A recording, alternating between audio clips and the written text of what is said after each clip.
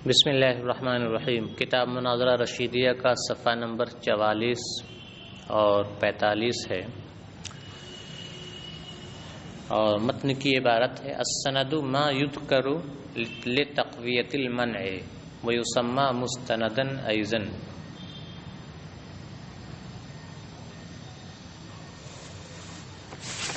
مصنف علیہ الرحمہ نے ما سبق میں منع کی تعریف ذکر کی، اور چونکہ مقدمہ یہ منع کے تتمہ میں سے ہے، اس لیے مقدمہ کے بارے میں بھی صراحت کے ساتھ انہوں نے بتایا، اور اب سند کے بارے میں بیان کر رہے ہیں۔ چونکہ مانع یہ اپنی منع کی تقویت کے لیے سند پیش کرتا ہے، اس لیے جب ہم نے منع کو سمجھا تو ضروری ہے کہ سند کو بھی کیا کر لیں، سمجھ لیں۔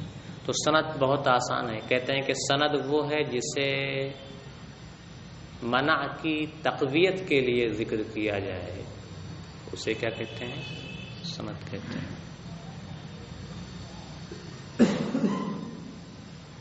سند اسے کہتے ہیں جسے منع کی تقویت کے لیے ذکر کیا جائے۔ عام ازیں کہ وہ منع کے لیے مفید بھی ہو یا مفید نہ ہو، مفید ہے یا مفید نہیں ہے یہ تو الگ چیز ہے۔ ہر اس چیز کو سند کہیں گے جو منع کی تقویت کے لیے ذکر کیا جائے۔ حقیقت میں وہ منع کے لیے مفید ہے یا مفید نہیں ہے، اس سے ہمیں لینا دینا نہیں ہے۔ مثلا آپ کہیں کہ آپ نے اپنی دلیل میں یہ بات کہی ہے، میں اسے تسلیم نہیں کرتا، میں اسے تسلیم نہیں کرتا، ایسا کیوں نہیں ہو سکتا ہے، ایسا کیوں نہیں ہو سکتا ہے؟ تو ایسا کیوں نہیں ہو سکتا ہے، یہی کیا ہے، سند ہے۔ آپ نے اپنی دلیل میں یہ مقدمہ پیش کیا ہے، میں اسے تسلیم نہیں کرتا، میں اسے تسلیم، یہ مقدمہ صحیح ہوتا اگر ایسا ہوتا، لیکن چونکہ ایسا نہیں ہے اس لیے یہ مقدمہ صحیح نہیں ہے۔ یہ کیا ہے، سند ہے۔ یہ کیا ہے، سند ہے۔ آپ نے کہا کہ عالم حادث ہے، اس پر آپ نے دلیل پیش کی العالم متغیر وکل متغیر کیا ہے، عالم حادث ہے، اس کی دلیل یہ ہے کہ عالم متغیر ہے اور ہر متغیر کیا ہے، حادث ہے، لہذا نتیجہ نکلا کہ عالم حادث ہے۔ آپ نے کہا کہ ہم یہ، آپ نے پہلے مقدمے پر منع وارد کرتے ہوئے پہلے مقدمے پر منع وارد کرتے ہوئے آپ نے کہا کہ لا نسلم ان العالم متغیر، ہم یہ تسلیم نہیں کرتے ہیں کہ عالم کیا ہے، متغیر ہے، ہم یہ تسلیم نہیں کرتے ہیں کہ عالم کیا ہے، متغیر۔ دیکھو تاج محل اتنے دنوں سے بنا ہوا، ابھی تک متغیر ہوا ہی نہیں ہے، سمجھ گئے؟ تو آپ نے یہ کہا، آپ نے جو یہ آگے کہا کہ دیکھو تاج محل ابھی تک متغیر ہوا ہی نہیں ہے، ویسے کہ ویسا ہے، وہ بھی عالم میں سے ہے، تو یہی کیا ہے، یہی کیا ہے، سند ہے۔ یہ الگ بات ہے کہ سند منع کے لیے مفید ہے یا مفید نہیں ہے، لیکن جو اس نے یہ جو لفظ اس نے بڑھائے ہیں کہ دیکھو تاج محل تو ویسے ہی ابھی تک نہیں متغیر ہوا ہے، یہی لفظ کیا ہے، سند ہے۔ اب وہ مفید ہے یا مفید نہیں ہے یہ کیا ہے، الگ چیز ہے۔ ٹھیک ہے صاحب؟ نیچے یہاں ایک حاشیہ میں دیا بھی ہے کہ جیسے کہیں کہ اچھا ابھی آگے آئے گی وہ بات تو ہم بتائیں گے۔ کہہ رہے ہیں کہ شارح کہتے ہیں ثم انہ قد یذکر مع المنع السند، پھر کبھی منع کے ساتھ سند کا بھی تذکرہ کیا جاتا ہے، فذکرہ بقولہ، تو مصنف علیہ الرحمہ نے اپنے ان لفظوں میں سند کو بیان کیا ہے، السند ما یذکر لتقویۃ المنع، سند وہ ہے جسے منع کی تقویت کے لیے ذکر کیا جائے، ویسمى مستندا ایضا، اور سند کو مستند بھی کہا جاتا ہے۔ یہ تو سند کا اصطلاحی معنی ہے، لغوی معنی کیا ہے سند کا اور مستند کا؟ تو شارح نے لغوی معنی بھی بیان کیا اور کہا کہ آپ جس چیز کا سہارا لیں، آپ جس چیز پر ٹیک لگائیں، اسے کیا کہتے ہیں؟ سند کہتے ہیں. سمجھ گئے؟ جیسے ہم نے اس پر ٹیک لگا رکھا ہے، اس پر سہارا لے رکھا ہے، تو یہ کیا ہے؟ سند ہے، مستند ہے. ہم اپنی زبان میں اسے مستند کہتے ہیں. دیوار سے ٹیک لگا لیا، دیوار کا سہارا لے لیا، تو یہ دیوار کیا ہے؟ سند ہے، مستند ہے. کہتے ہیں ہوا فی اللغت وقد المستند ما استندت الیہ من حائط او غیرہ. من یہ بیانیہ ہے، مستندت الیہ میں ما اس سے موصول ہے، اسی کا بیان ہے من حائط او غیرہ. حائط کا معنی دیوار، اور سند لغت میں، اور اسی طرح مستند بھی لغت میں وہ ہے جس کا آپ سہارا لیں. استندت الیہ، جس کا آپ سہارا لیں، جس پر آپ ٹیک لگائیں. من حائطن مثلا دیوار، او غیرہ یا کچھ اور، جیسے یہ مسند. وفی اصطلاح اہل المناظرۃ ما یذکر لتقویۃ المنع، اور اصطلاح اہل مناظرہ میں سند وہ چیز ہے جو منع کی تقویت کے لیے ذکر کی جائے. ویسمى مستندن ایضا، اور اسے مستند بھی کہا جاتا ہے. سواء کان مفیدا فی الواقع او لا، خواہ وہ واقع میں مفید بھی ہو یا واقع میں مفید نہ ہو. سمجھ گئے صاحب؟ وَيَنْدَرِجُ فِيهِ الصَّحِيحُ وَالْفَاسِدُ، اور اس سند کی اس تعریف میں سند صحیح اور سند فاسد دونوں کیا ہیں؟ شامل ہیں. سند صحیح اس سند کو کہیں گے جو واقع میں کیا ہو؟ مفید ہو. اور سند فاسد کسے کہیں گے؟ جو واقع میں مفید نہ ہو، وہ سند فاسد ہے. سند صحیح اور سند فاسد کی خصوصیت یہاں سے اب بیان کر رہے ہیں، پہچان اور علامت بیان کر رہے ہیں. کہتے ہیں کہ سند صحیح یہ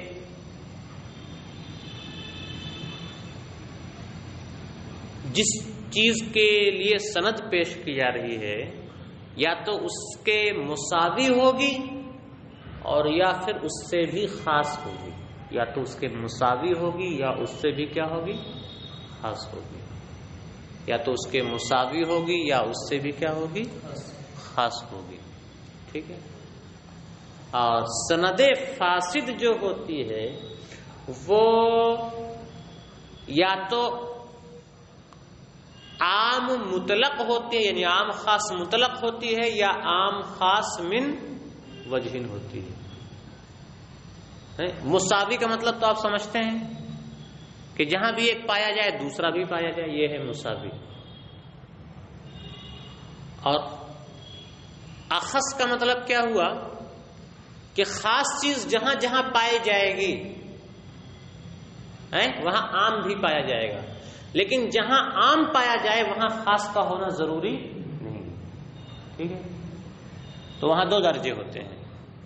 ایک درجے میں خاص اور عام دونوں کیا ہوتے ہیں؟ جمع ہوتے ہیں. ایک درجے میں عام ہوتا ہے، خاص نہیں ہوتا ہے نا صاحب.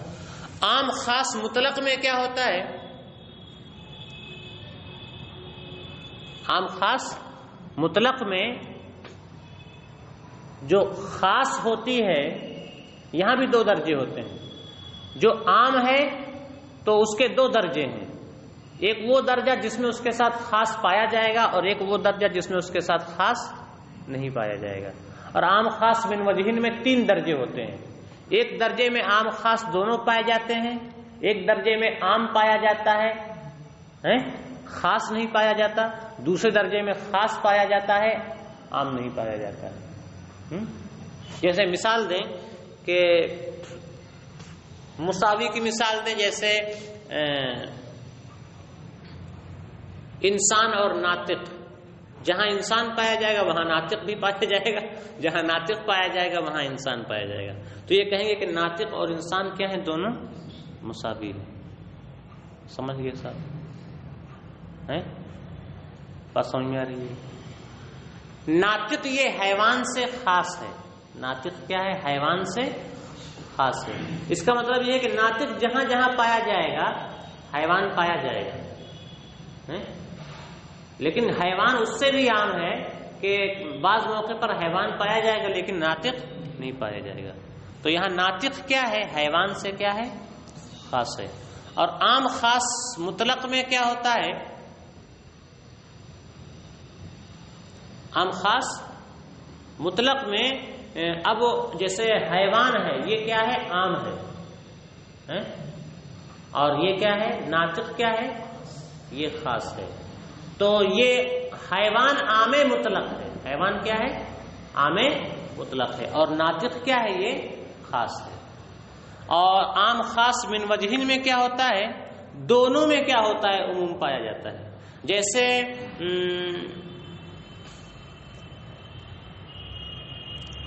ابیض اور حیوان. جیسے ابیض اور حیوان. ابیض اور کبوتر میں ابیض بھی ہے اور حیوان بھی ہے. بھینس میں حیوان ہے ابیض نہیں ہے. مان لو بھینس نہ ہو سفید تو کوا لے لو. کوے میں کیا ہے؟ ابیض. حیوان تو ہے لیکن ابیض نہیں ہے. اور سفید کپڑا آپ نے ہم نے جو پاجامہ پہن رکھا ہے یہاں ابیض تو ہے حیوان نہیں ہے. تو یہ کیا ہے؟ عام خاص من وجہن ہوا. تو سند فاسد نہیں، سند صحیح جو ہوگی وہ یا تو جس کے لیے وہ سند ہے یا تو اس کے مساوی ہوگی اور یا پھر اس سے کیا ہوگی؟ خاص ہوگی. یا تو اس کے مساوی ہوگی یا اس سے کیا ہوگی؟ خاص ہوگی. اور سند فاسد جو ہوگی یہ جس کے لیے سند ہے یا تو اس سے عام مطلق ہوگی یا تو اس سے کیا ہوگی؟ عام مطلق ہوگی. یا تو اس سے کیا ہوگی؟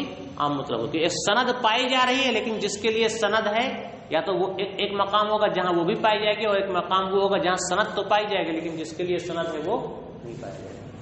تو سند فاسد یا تو عام مطلق ہوگی اور یا پھر کیا ہوگی؟ عام من وجہن ہوگی. ٹھیک ہے صاحب؟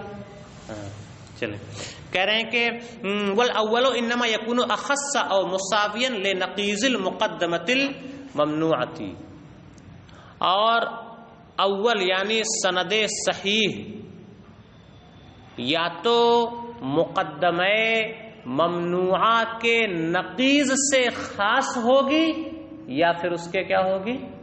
مساوی ہوگی. مقدمہ ممنوعہ کے نقیض کے یا تو مساوی ہوگی یا اس سے خاص ہوگی. والثانی انما هو الاعم منه مطلقا او من وجہ. اور ثانی یعنی سند فاسد یا تو مقدمہ ممنوعہ کے نقیض سے عام مطلق ہوگی یا عام من وجہن ہوگی. ترجمہ کیا ہے؟ یا تو عام مطلق ہوگی یا عام من وجہن ہوگی.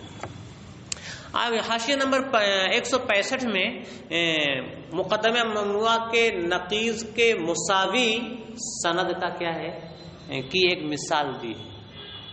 جیسے آپ نے کوئی دعویٰ کیا اور اس دعویٰ پر آپ کا ایک مقدمہ 115 پر ہی ہے،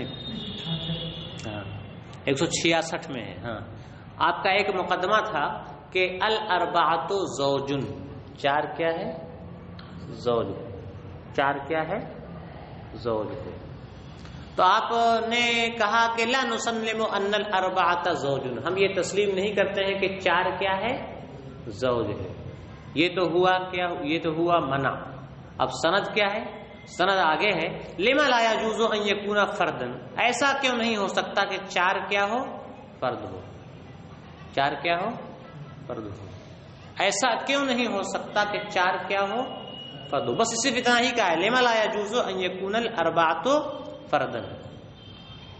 تو لما لا يجوز ان يكون الاربعۃ فردا یہی کیا ہے؟ یہ سند ہے. اب اس سند کے بارے میں ہمیں دیکھنا ہے کہ یہ مقدمہ ممنوعہ کی نقیض کے مساوی ہے یا اس سے خاص ہے یا اس سے عام مطلق ہے یا اس سے عام من وجہین ہے. تو مقدمہ ممنوعہ کیا تھا؟ الاربعۃ زوجن. الاربعۃ زوجن کی نقیض کیا ہے؟ الاربعۃ لیست بزوجن. اور الاربعۃ لیست بزوجن کا ہی حاصل تو ہے الاربعۃ فردن. تو دیکھو الاربعۃ لیست بزوجن کے کیا ہے، بالکل مساوی ہے، تو یہ مساوی کی مثال ہوئی. اسی طرح سے آپ باقی مثالیں بھی کیا ہیں بنا سکتے ہیں. وقیلہ سے ایک اعتراض ہے، اس اعتراض کا جواب انشاءاللہ کل دیا جائے، کہ اس اعتراض پر گفتگو انشاءاللہ کل ہوگی. آج کا سبق یہیں پر مکمل ہوتا ہے. السلام علیکم ورحمۃ اللہ وبرکاتہ.